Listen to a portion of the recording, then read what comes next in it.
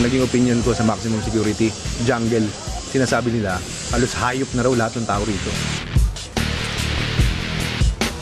Kung narinig ko na dadalhin po ako rito sa Bilibid, medyo kinabahan po ako at nag-alala. Takot. Kiraulo lang yung tao magsasabi na hindi siya natatakot. Nung pumasok ako dito, everything was parang wala na, gumuho ng lahat. Ano? Sa panaginip ni sa na not imagine na masisintensyahan ako at mapupunta ako sa lugar na ito.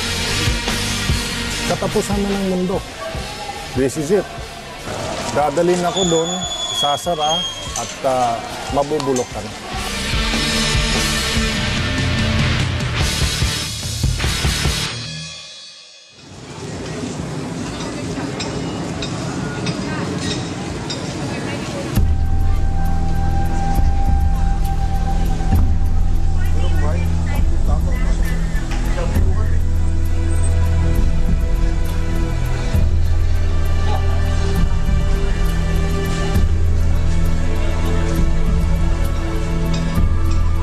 Maximum security compound, inmates who are sentenced more than 20 years para doon sa minimum niya.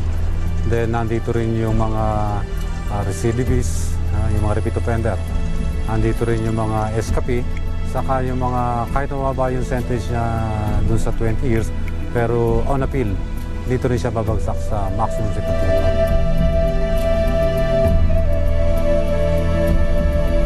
For example, doon sa sentence more than 20 years, nandiyan yung mga heinous crime like kidnap or ransom, murder,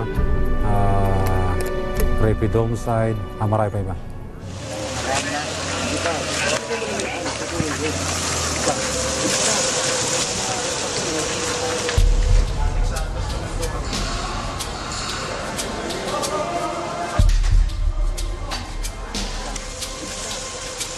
Ako si Inspector Abel Ciruela, officer in charge ng Security and Patrol Unit ng Maximum Security Compound. Okay. Ito ang Maximum Security Compound.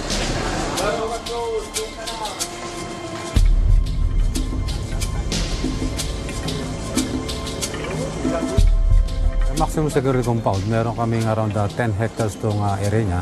Then nahati siya sa dalawa. Itong presidio area,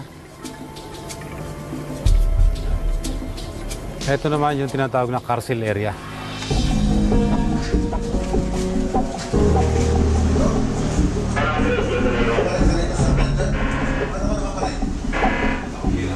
Itong carcel area, dito yung mga inmate from Visayas and Mindanao. Then yung presidio area, inmate from Luzon. Basically yan para doon sa security. Dahil siyempre may kanya-kanyang probinsya, may kanya-kanyang mga ugali, ang kanya-kanyang grupo.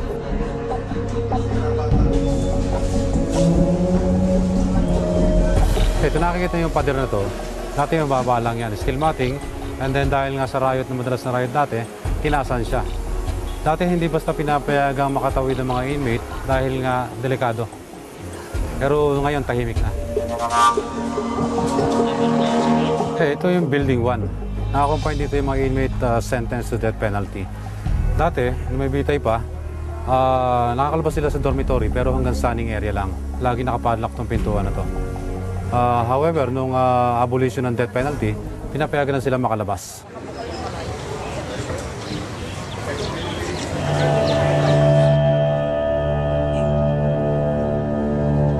Ang malaking pagbabago. Since nasundan ko nga, dito na pinanganak, nasundan ko kung paano nag-evolve yung maximum security compound. Ang father ko, dating prison guard siya rito way back in 1958, retired na siya. At ang bahay namin ay tabi ng bakod. Na-witness ko yung panahon na, ang tawagin namin ay gera pa yung panahon ng Bilibid, na napakagulo. Madalas ng riot, madalas na mayroong mass escape. Pagka nagkakaroon ng mass escape, hindi naman sinasabi sa amin ng father ko, basta safety lang kami sa loob ng bahay. Pero pag madaling araw, maririnig mo na yan, parang gera. Katakot-takot ang putukan. Pero pagka tapos na, then sasama ako ng kuya ko, titignan namin, maliliit pa kami nun. Titignan namin, nasa tabing bakod, yung makikita mo, yung maraming patay. Sa karsada, makikita mo sa bakod, Hindi naalis sa isip ko yun. Ang isang tatandaan ko dyan, nung pumugay yung mga grupo ng Lapi ang Malaya, meron pa sila mga tali sa kamay, sa ulo. Ang pagkakaalam nila, hindi sila tinatalaban ng bala. Pero since na malapit sa post tower number 4, at the time 4 pa yan, meron machine gun doon. And then, sa baba, mga dala nila, garan, shotgun, talaga namang walang nakalampas yan. At the time nakikita ko, ang patay pag hindi po na, talagang napakarami.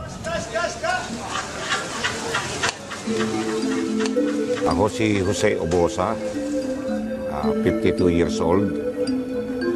Ang kaso ay double murder. At ako ay halos 2 dekada na dito sa loob ng maximum security compound.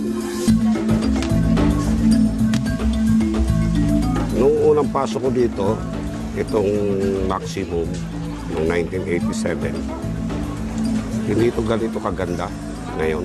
Iba, malaki ang pinagkaiba nito. Kasi gaya nito, yung kalsada na yan, putik yan eh, lupa yan eh. Kaya wala kang makikitang plaza. Puro taniman yan ng mga kangkong, taniman ng mga gulay, mga alagaan ng mga hayop. Ngayon, puro plaza na yan.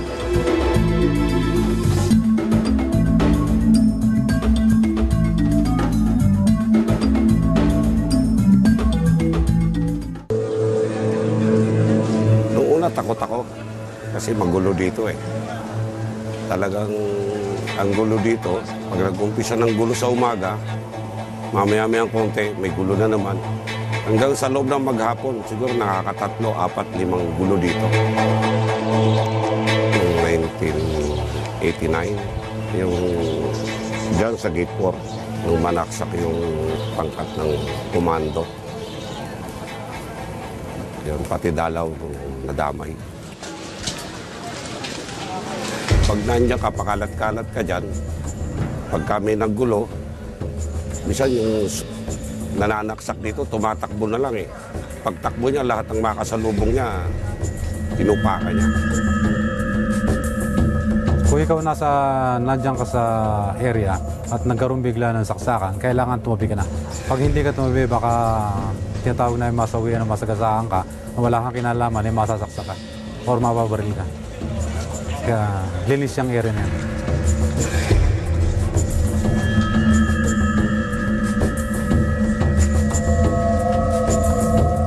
Hanggang 5 beses ang gulo dito sa pag-aaway ng mga gang, pangkat sa pangkat. Nakasanayan ko na kasi yun eh, na hindi ako gumala.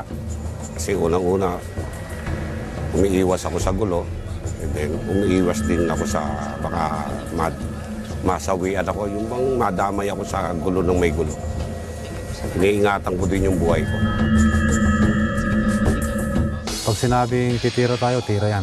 Ang problema po, pag sinabing riot before, pag riot, bumubuhos yan buong pangkat. Nakakatakot.